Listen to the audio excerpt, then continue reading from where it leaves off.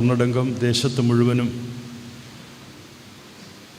ആഘോഷത്തിൻ്റെയും ആത്മീയതയുടെയും നിറവിൽ ഈ പെരുന്നാളിനെ എല്ലാവരും ഹൃദയത്തോട് ചേർത്ത് വയ്ക്കുന്നു.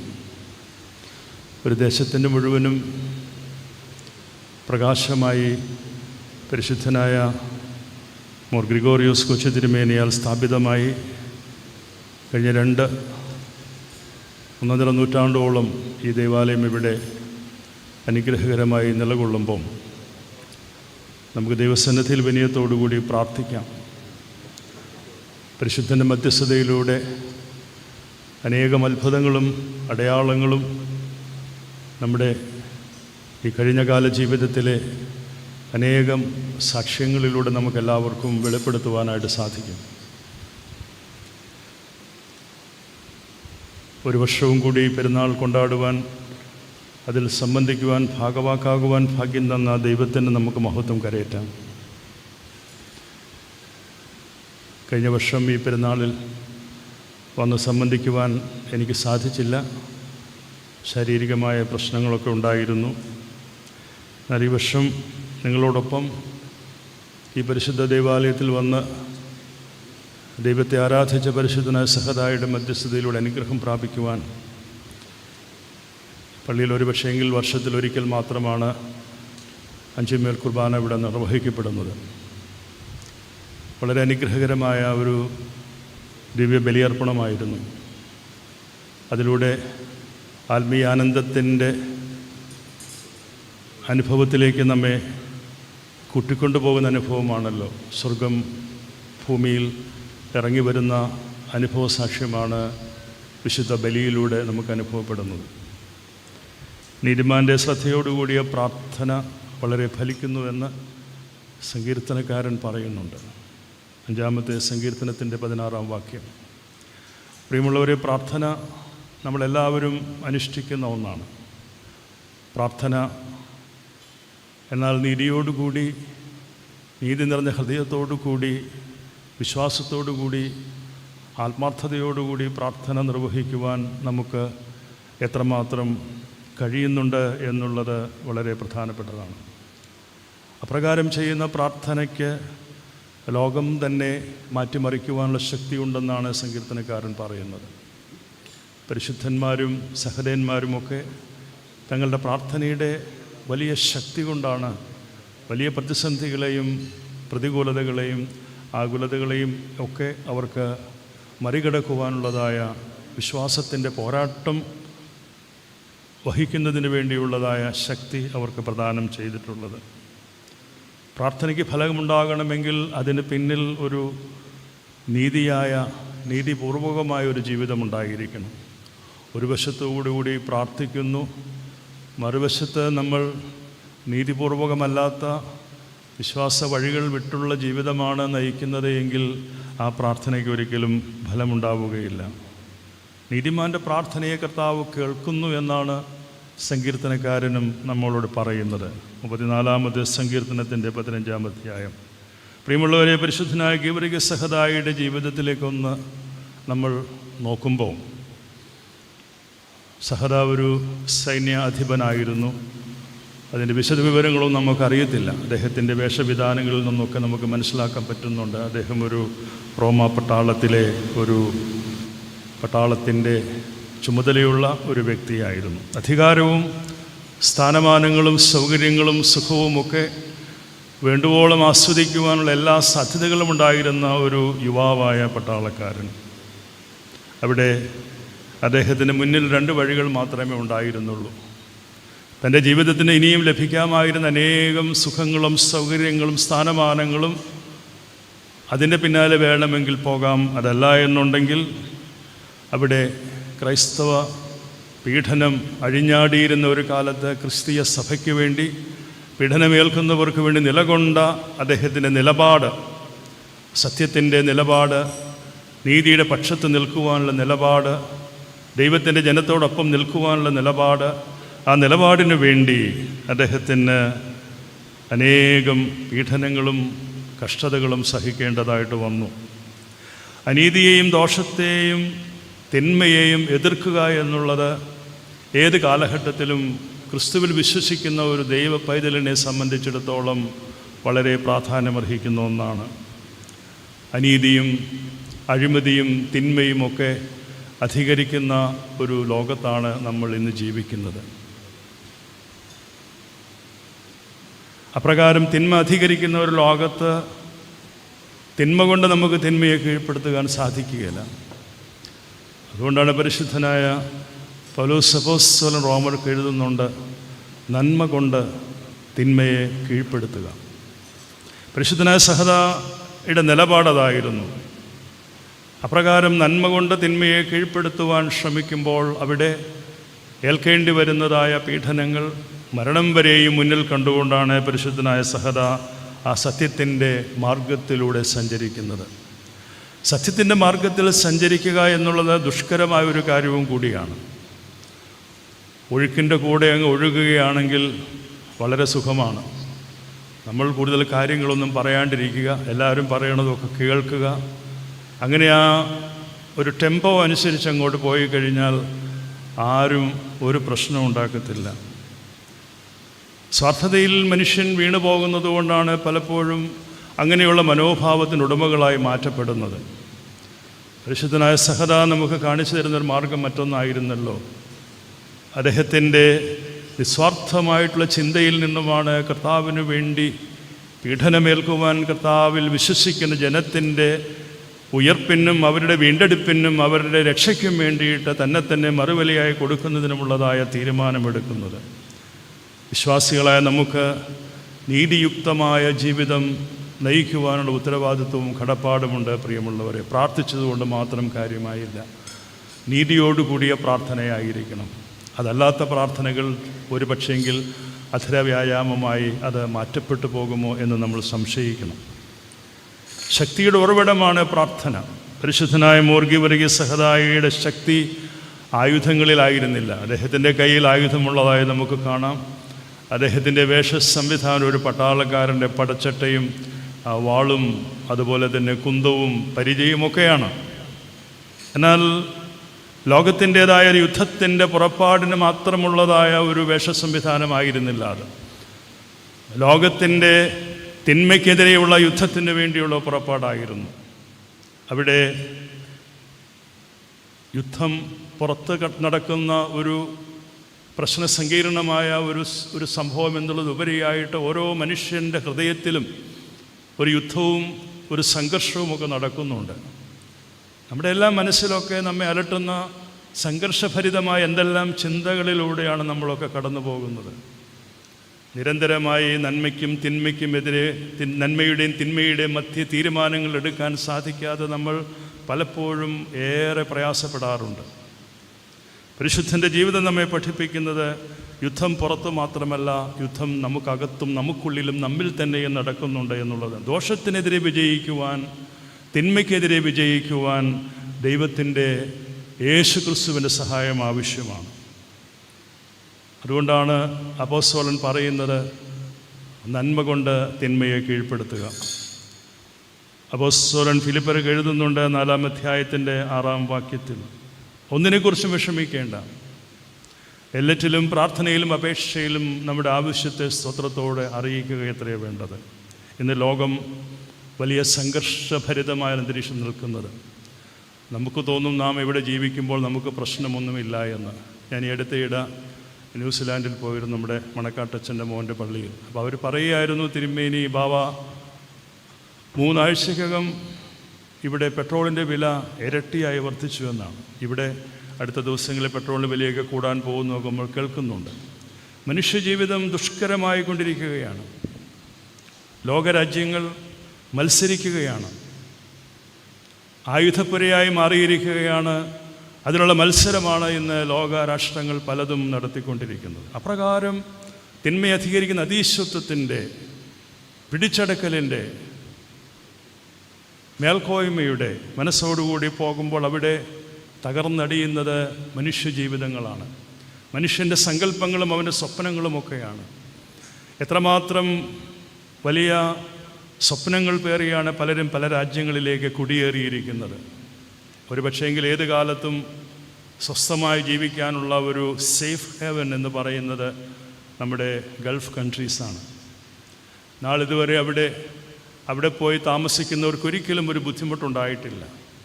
സ്വന്തം രാജ്യം പോലെ ജീവിക്കാം. ആ നാട്ടിലെ നിയമം കൃത്യമായി അനുസരിച്ചാൽ മാത്രം മതി. സമ്പത്തിൻ്റെയും ഐശ്വര്യത്തിൻ്റെയും ഒത്തിരി നേട്ടങ്ങൾ കൈവരിക്കുവാൻ, വിജയം കൈവരിക്കുവാൻ ആ രാജ്യം എല്ലാവർക്കും വേണ്ടി വാതായനങ്ങൾ തുറന്നിട്ടു. ഇന്ന് അവരുടെ ഒരു ദോഷവും കൊണ്ടല്ല ആ രാജ്യമൊക്കെ ഇന്ന് വലിയ ഭീഷണിയുടെ നടുവിൽ നിൽക്കുന്നു എന്നുള്ളത് അവിടെ താമസിക്കുന്ന ലക്ഷോപലക്ഷം വരുന്ന പ്രവാസി ജനങ്ങൾക്ക് ഉണ്ടാകുന്ന ആഘാതം, അത് സാമ്പത്തിക മേഖലയിൽ കൊണ്ടുവന്നേക്കാവുന്ന വലിയ ഒരു പ്രഹരം, അതൊന്നും ചെറുതായി നമുക്ക് കാണുവാനായിട്ട് സാധിക്കുകയില്ല. ലോകക്രമം മാറുമ്പോൾ ഒരു സമയത്ത് കോവിഡ് വന്നു, പല രാജ്യങ്ങളിലും സ്കേഴ്സിറ്റി ഉണ്ടായി. അങ്ങനെ വന്നപ്പോൾ മൈഗ്രേഷൻ തുറന്നു കൊടുത്തപ്പോൾ പലരും ആ സാഹചര്യങ്ങൾ പ്രയോജനപ്പെടുത്തി. സ്റ്റുഡൻസിന് ധാരാളം വിദേശത്ത് പോയി പഠിക്കുവാനുള്ള സാഹചര്യങ്ങളുണ്ടായി. 30, 20, 40 കോടി ലക്ഷങ്ങളൊക്കെ ബാങ്കിൽ നിന്നും ലോണെടുത്ത് പല മക്കളും വിദേശത്ത് പഠിക്കാൻ പോയി. പഠിക്കാൻ പോകുന്നതിന് പിന്നിൽ പല ലക്ഷ്യങ്ങളുണ്ടല്ലോ. ഇവിടെ ഒരു നല്ല ഫ്യൂച്ചർ, നല്ല ഭാവി കണ്ടെത്തുവാനുള്ള പ്രയാസമുള്ള സാഹചര്യങ്ങൾ കൊണ്ടാണ് പലരും അന്യദേശങ്ങളിലേക്ക് ചേക്കേറി പോകുന്നത്. പക്ഷെങ്കിൽ പഠനമൊക്കെ കഴിഞ്ഞ് ഞാൻ മനസ്സിലാക്കുന്നിടത്തോളം ലക്ഷക്കണക്കിന് വരുന്ന സ്റ്റുഡൻറ്റ് കമ്മ്യൂണിറ്റി അവർക്കവിടെ വർക്ക് വിസ കിട്ടുന്നില്ല. രാജ്യങ്ങളിലെ നിയമങ്ങൾ മാറി മറിഞ്ഞുകൊണ്ടിരിക്കുന്നു. വളരെ ചുരുക്കം പേർക്ക് മാത്രമേ ഈ ക്രൈസിസ് മാനേജ് ചെയ്യാനായിട്ട് സാധിക്കുകയുള്ളൂ. എത്രമാത്രം സംഘർഷമായിരിക്കും. ജോലി ചെയ്ത് പണമുണ്ടാക്കി അപ്പൻ്റെയും അമ്മയുടെയും തന്നെ തങ്ങളുടെ ഏക സ്വത്തായ പറമ്പും വീടുമൊക്കെ പണയപ്പെടുത്തിയിട്ടാണ് പലരും പുറത്തേക്ക് പോകുന്നത്. തിരിച്ചടയ്ക്കാൻ പൈസയില്ല, ജോലിയില്ല, തിരികെ വരേണ്ടുന്ന സാഹചര്യം ആലോചിച്ച് നോക്കും. ഇവിടെ വന്നാൽ ജോലിയുണ്ടോ? ഇതൊക്കെ നയിക്കുന്ന സംഘർഷഭരിതമായ സാഹചര്യമുണ്ട്. പലരും തിരിച്ചു വരാൻ ആഗ്രഹിക്കുന്നില്ല. വഴിവിട്ട ജീവിതത്തിലേക്ക് കാൽ വഴുതി പോകുന്ന എത്രയോ ജന്മങ്ങൾ, എത്രയോ ജീവിതങ്ങൾ. പലരും പല വഴിക്കുമൊക്കെ പോയ കഥകളൊക്കെ കേട്ടാൽ നമ്മളുടെ കണ്ണുകൾ ഈറനണിയും. അതൊന്നും പറയാതിരിക്കുന്നതാണ് നല്ലത്. സുരക്ഷിതത്വം തേടിയും സാമ്പത്തിക നേട്ടങ്ങൾ ഉണ്ടാക്കുന്നതിനുമൊക്കെ വേണ്ടിയിട്ട് പല സാഹചര്യങ്ങളും തുറന്നു തരുമ്പോൾ അത് നല്ലതെന്ന് കരുതി നമ്മൾ തിരഞ്ഞെടുക്കുമ്പോൾ പലപ്പോഴും ഇതുപോലുള്ള സംഘർഷഭരിതമായ സാഹചര്യം, രാജ്യങ്ങൾ മാറി മറിയുന്നതായ അവരുടെ തീരുമാനങ്ങളൊക്കെ തന്നെ വലിയ വിപത്തിലേക്ക് ഒരു വലിയ ജനസമൂഹത്തെ നയിക്കുന്നുണ്ട് എന്നുള്ളതൊരു ഒരു യാഥാർത്ഥ്യമാണ്. അതുമൂലമുണ്ടാകുന്ന കുടുംബ കലഹങ്ങൾ ചില്ലറയാണോ? അതുമൂലമുണ്ടാകുന്ന മാനസിക സമ്മർദ്ദം ചില്ലറയാണോ? പലരും ആത്മഹത്യയുടെ വഴികൾ തിരഞ്ഞെടുക്കുന്നതായി നമ്മൾ മനസ്സിലാക്കുന്നു. പ്രിയമുള്ളവരെ, അപകട മരണങ്ങൾ, മദ്യത്തിൻ്റെയും മയക്കുമരുന്നിൻ്റെയും ഒക്കെ പിന്നാലെ പോകുന്ന സാഹചര്യങ്ങൾ, മനസ്സിൻ്റെ സമനില തെറ്റുമ്പോഴാണ് ആത്മീയമായ പാതയിൽ നിന്നും വിട്ട് ലോകത്തിൻ്റെ മാത്രം സുഖത്തിലും അതിൻ്റെ ആമോദത്തിലേക്കും വേണ്ടി തിരിഞ്ഞു പോകുമ്പോൾ അവിടെ അവസാനം സംഭവിക്കുന്നത് അരുതാത്ത കാര്യങ്ങളും അതിൻ്റെ അന്ത്യമെന്ന് പറയുന്നത് മരണവുമാണ് എന്നുള്ളത് പല കാരണങ്ങളിലൂടെയും പല സന്ദർഭങ്ങളിലൂടെയും പല അനുഭവങ്ങളിലൂടെ നമുക്കെല്ലാവർക്കും ബോധ്യപ്പെട്ടിട്ടുണ്ട്.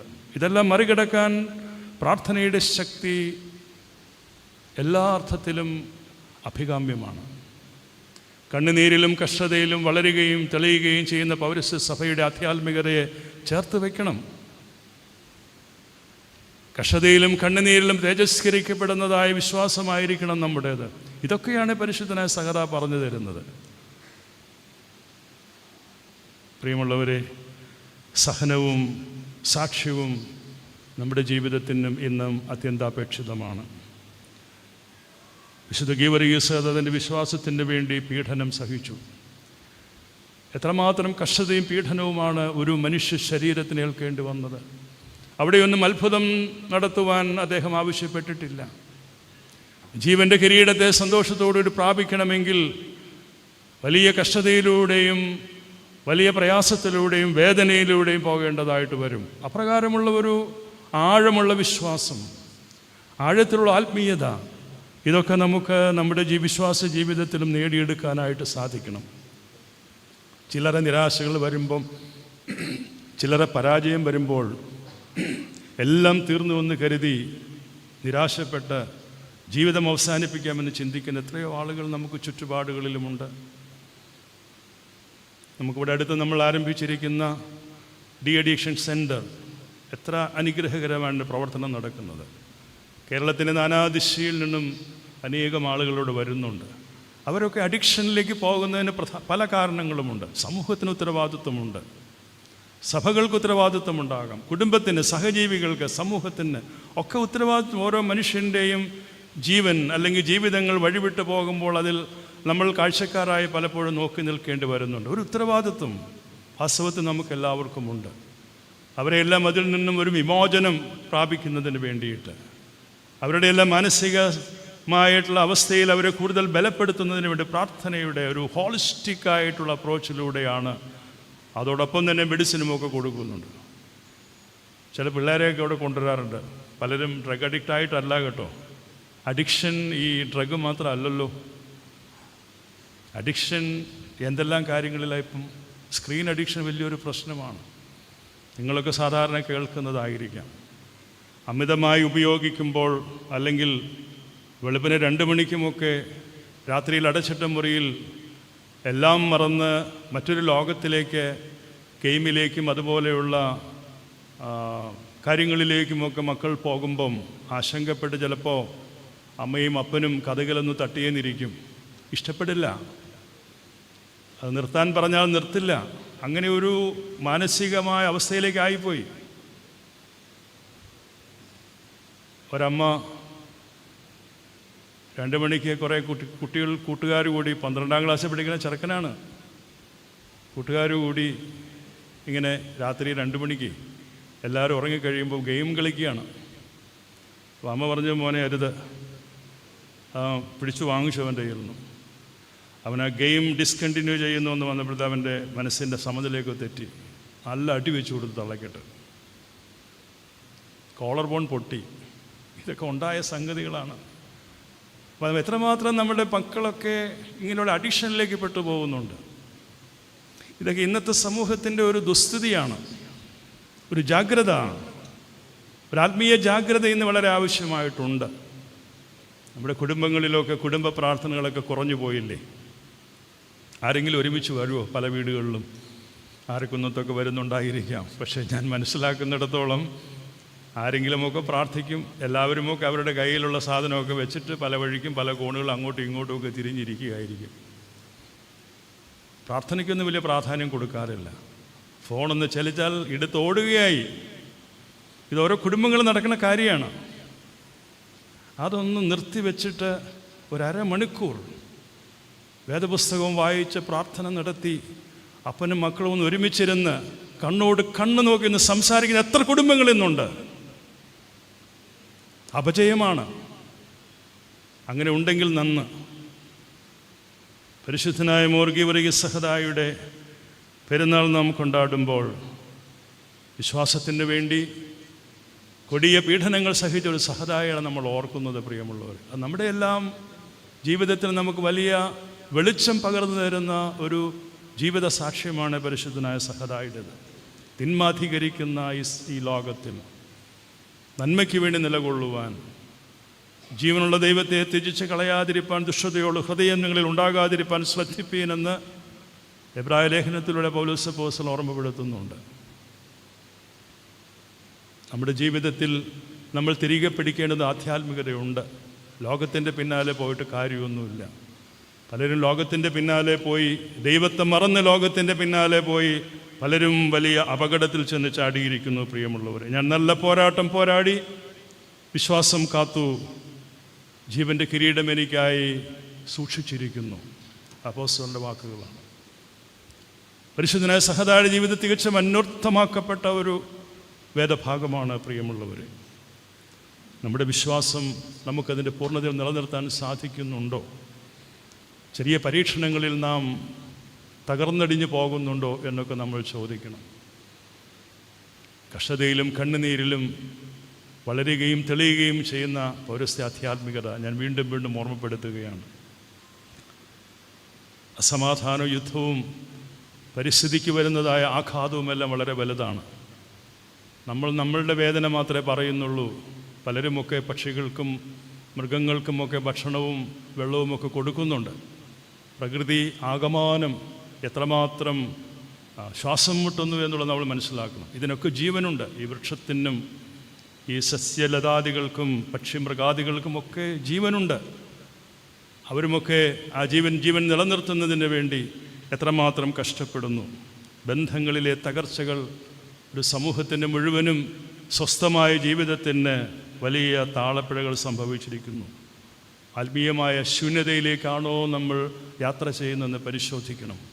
ദേവാലയങ്ങളിൽ പോകുന്നതിനും ആരാധനയിൽ സജീവമായ പങ്കാളിത്തം വഹിക്കുന്നതിന് പലർക്കും സമയമില്ല. പലരും അതിന് ഇഷ്ടം കാണിക്കുന്നില്ല. യുവാക്കൾ പലരും ദേവാലയത്തിൽ നിന്ന് അകന്നു നിൽക്കുന്നുണ്ട്.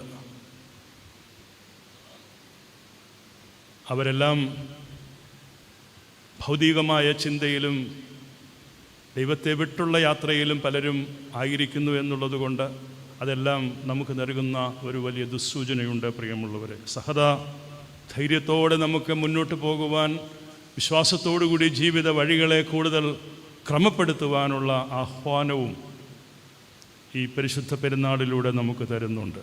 നീതിക്കായി വിശപ്പും ദാഹവുമുള്ളവർ ഭാഗ്യവാന്മാർ എന്നാണ് വിശുദ്ധ മത്തായിയുടെ സുവിശേഷത്തിലൂടെ പ്രബോധിപ്പിച്ചിരിക്കുന്നത്. ഫലപ്രദമായ പ്രാർത്ഥനയിലൂടെ, ഹൃദയത്തിൻ്റെ അഗാധത്തിൽ നിന്ന് വരുന്ന പ്രാർത്ഥനയിലൂടെ നീതിയായ ജീവിതം, വിശ്വാസമുള്ള ജീവിതം, സ്ഥിരതയാർന്ന വിശ്വാസം, കൺസിസ്റ്റൻസി, അങ്ങനെ നമുക്ക് ദൈവത്തിൻ്റെ ഇഷ്ടമനുസരിക്കുവാൻ, ദൈവത്തിൻ്റെ ഹിതത്തിനനുസരിച്ച് ജീവിതത്തെ ക്രമപ്പെടുത്തുവാൻ, ബാഹ്യമായ ചിന്തകളിലും ബാഹ്യമായ ആചാരങ്ങൾക്കും അപ്പുറമായിട്ട് ആന്തരികമായ പരിവർത്തനത്തിന് ഉതകുന്ന വിധത്തിലുള്ളതായ വിശ്വാസത്തിൻ്റെ പൂർണ്ണത കൈവരിക്കുവാൻ പരിശുദ്ധനായ ഗീവർഗീസ് സഹദായുടെ ജീവിതം നമുക്ക് വലിയ മാതൃകയാണ് കാട്ടിത്തരുന്നത്. പ്രിയമുള്ളവരെ, ഈ പെരുന്നാളിൽ നമുക്ക് ഭക്തിയോടും വിശ്വാസത്തോടും സമർപ്പണത്തോടും നേർച്ച കാഴ്ചകളോടും വഴിപാടുകളോടും സമർപ്പിക്കുമ്പോൾ നമുക്കൊരു ഉത്തരവാദിത്വമുണ്ട്. കാരണം ഈ കഴിഞ്ഞ കാലത്തെ ജീവിത വഴികളിൽ നമ്മെ നടത്തിയവനായ ഒരു ദൈവം, പരിശുദ്ധ സഹദായോടുള്ള മധ്യസ്ഥത, എത്രമാത്രം നന്മകൾ നമുക്ക് ലഭിച്ചിരിക്കുന്നു. ആ നന്മകളെക്കുറിച്ചൊക്കെ എപ്പോഴും ഓർത്ത് നമ്മൾ ദൈവത്തെ സ്തുതിക്കുവാനായിട്ട് കഴിയണം. ലഭിക്കാത്തതിനെക്കുറിച്ച് ഓർത്ത് പിറുപിറുക്കുന്നവരാണ് നമ്മിൽ പലപ്പോഴും. നമ്മൾ അങ്ങനെയാണ്. എന്ത് ലഭിച്ചിട്ടില്ല എന്നുള്ളത് ചോദിച്ചാൽ നമുക്ക് വലിയ നാവാണ്. പക്ഷേങ്കിൽ എന്ത് ലഭിച്ചു എന്നുള്ളത് ചോദിക്കുമ്പോൾ പലർക്കും നമുക്ക് അധികമൊന്നും പറയാൻ സാധിക്കുന്നില്ല. ലഭിച്ചിട്ടുള്ള നന്മകളെക്കുറിച്ച് ഓർത്ത് ദൈവത്തെ മഹത്വപ്പെടുത്തണം. അപ്പോൾ മാത്രമാണ് ലഭിക്കേണ്ടുന്ന നന്മകൾ നമ്മിലേക്ക് വന്നു ചേരുകയുള്ളൂ. ദൈവത്തിൻ്റെ ഇഷ്ടത്തിന് വിധേയപ്പെടുത്തി കൊടുക്കാം. കഷ്ടതകളിലൂടെ, സഹനത്തിലൂടെ, പോരാട്ട വീര്യത്തിലൂടെ നമുക്ക് ജീവിതത്തെ മുന്നോട്ട് കൊണ്ടുപോകുവാൻ സാധിക്കട്ടെ. രോഗാവസ്ഥയിൽ വലയുന്ന ആളുകളുണ്ട്, മാറാരോഗത്തിൽപ്പെട്ട് വിഷമിക്കുന്നവരുണ്ട്. അവർക്ക് എത്രമാത്രം കഷ്ടപ്പെടുന്നുണ്ട്. സാമ്പത്തികമായ ക്ലേശം അനുഭവിക്കുന്നവർ മാറാരോഗവും പിടിപെട്ടാൽ എന്താണ് അവരുടെയൊക്കെ ജീവിതത്തിൻ്റെ അവസ്ഥയെന്ന് ആലോചിച്ച് നോക്കൂ. അടിസ്ഥാനപരമായ സൗകര്യങ്ങളില്ലാതെ അലയുന്ന, വേദനിക്കുന്ന എത്രയോ ആളുകൾ നമുക്ക് ചുറ്റുപാടുകളിലുമുണ്ട്. ചുറ്റുപാടുകളിലേക്ക് നോക്കണം. ഇടവക ദേശവാസികളോടും ദേശത്തോടും എപ്പോഴും ഐക്യദാർഢ്യത്തിൽ നിൽക്കുന്നൊരു ഇടവകയാണ്. സാമൂഹ്യമായ അവബോധമുള്ള, സാധാരണക്കാരുടെ ഉന്നമനത്തിന് വേണ്ടിയുള്ള പ്രവർത്തനത്തിന് കൈകോർക്കുന്ന ഇടങ്ങളും ഇടവകകളും വിശ്വാസികളുമായിരിക്കണം നമ്മളെല്ലാവരും. ഞാൻ എപ്പോഴും അത് പറയാറുണ്ട്. നമ്മുടെ ഇടവകളൊക്കെ ആ നിലയിൽ ചിന്തിക്കുന്നുണ്ട്. ദൈവം തന്ന നന്മകൾ മറ്റുള്ളവരുമായി പങ്കുവെക്കുമ്പോൾ ലഭിക്കുന്ന ഒരു സന്തോഷം ചില്ലറയൊന്നുമല്ല. പ്രിയമുള്ളവർ, ഞാൻ എൻ്റെ വാക്കുകളെ ദീർഘിപ്പിക്കുന്നില്ല. നമുക്ക് വിശ്വസ്തയോടുകൂടി ദൈവസന്നിധിയിൽ വിനയത്തോടെ പ്രാർത്ഥിക്കാം. നമ്മുടെ അപേക്ഷകളും അഭയയാചനകളും ആവശ്യങ്ങളുമൊക്കെ നമുക്ക് സമർപ്പിക്കാം. ദൂരെയായിരിക്കുന്ന കുഞ്ഞുങ്ങളെ ഓർത്ത് പ്രാർത്ഥിക്കാം. വിദൂരത്തിലായിരിക്കുന്ന കുടുംബങ്ങളെ ഓർത്ത് പ്രാർത്ഥിക്കാം. ലോകത്തിൻ്റെ സമാധാനത്തിന് വേണ്ടിയിട്ട് പ്രാർത്ഥിക്കാം. എപ്പോഴും ആക്രമണത്തിന് വിധേയപ്പെടുന്ന രാജ്യങ്ങളെ ഓർത്ത് പ്രാർത്ഥിക്കാം. പ്രിയമുള്ളവരെ, പ്രാർത്ഥനയുടെ ബലത്തിൽ സമാധാനത്തിൻ്റെ, ശാന്തിയുടെ അന്തരീക്ഷം ലോകത്ത് മുഴുവനും ഉണ്ടാകട്ടെ. എല്ലാവർക്കും നന്മയും സമാധാനവും ആവോളം ആസ്വദിക്കുവാനുള്ളതായ സാഹചര്യങ്ങൾ ഉണ്ടാവട്ടെ. നമുക്കതിനു വേണ്ടി പ്രാർത്ഥിക്കാം. പരിശുദ്ധ സഭയ്ക്ക് വേണ്ടി പ്രാർത്ഥിക്കണം. ശാശ്വതമായ സമാധാനം ഉണ്ടാകുവാൻ വേണ്ടി പ്രാർത്ഥിക്കണം. ഇടവകകൾ ആരാധനയ്ക്ക് വേണ്ടി തുറന്നിടുമ്പോൾ അവിടെ സംഘർഷങ്ങളും അരുതാത്ത കാര്യങ്ങളൊന്നും ഉണ്ടാവാതിരിക്കാൻ നമുക്കെപ്പോഴും ശ്രദ്ധിക്കാം. എൻ്റെ ആലയം സകലർക്കും പ്രാർത്ഥനാലയം എന്ന് കർത്താവ് പറഞ്ഞതുപോലെ നമുക്കും പ്രാർത്ഥിച്ചും ആരാധിച്ചും ദൈവത്തോട് ചേർന്ന് നിന്നും പരിശുദ്ധ സഹതായുടെ മത്സരഭയപ്പെട്ടുകൊണ്ടും ഈ പെരുന്നാൾ അനുഗ്രഹകരമായി കൊണ്ടാടുന്നതിലൂടെ നമ്മുടെ ജീവിതം തുടർന്നും ദൈവകരങ്ങളിൽ സുരക്ഷിതമായിരിക്കാൻ വിനയത്തോടുകൂടി പ്രാർത്ഥിക്കുന്നു. ഈ പരിശുദ്ധ ദൈവാലയം ഈ പെരുന്നാൾ എത്രയും അനുഗ്രഹകരമായി നിറവേറ്റുമ്പോൾ നേർച്ച കാഴ്ചകളോടും വഴിപാടുകളോടും കൂടി എല്ലാവരുടെയും ഉത്തരവാദിത്വമാണ്, എല്ലാവരുടെയും എല്ലാ അർത്ഥത്തിലുമുള്ളതായ നമ്മുടെ അവകാശവും കൂടിയാണ്. അവകാശം മറന്നു പോകാതെ എല്ലാവരും പങ്കാളികളായിക്കൊണ്ട് ഈ പെരുന്നാൾ ഇത്രയും മനോഹരമാക്കി നിർവഹിക്കുവാൻ സർവശക്തൻ കൃപ ചെയ്ത് സഹായിച്ചു. നിങ്ങളുടെ എല്ലാവരുടെയും പ്രാർത്ഥനയ്ക്കും സമർപ്പണത്തിനും ഒക്കെ ദൈവസന്നിധിയിൽ നന്ദി കരയേറ്റുന്നു. സർവശക്തനായ ദൈവത്തിൻ്റെ കൃപയും അനുഗ്രഹങ്ങളും നിങ്ങളെല്ലാവരോടുകൂടിയും സദാ വർദ്ധിച്ചിരിക്കുമാറാകട്ടെ. ആമേൻ.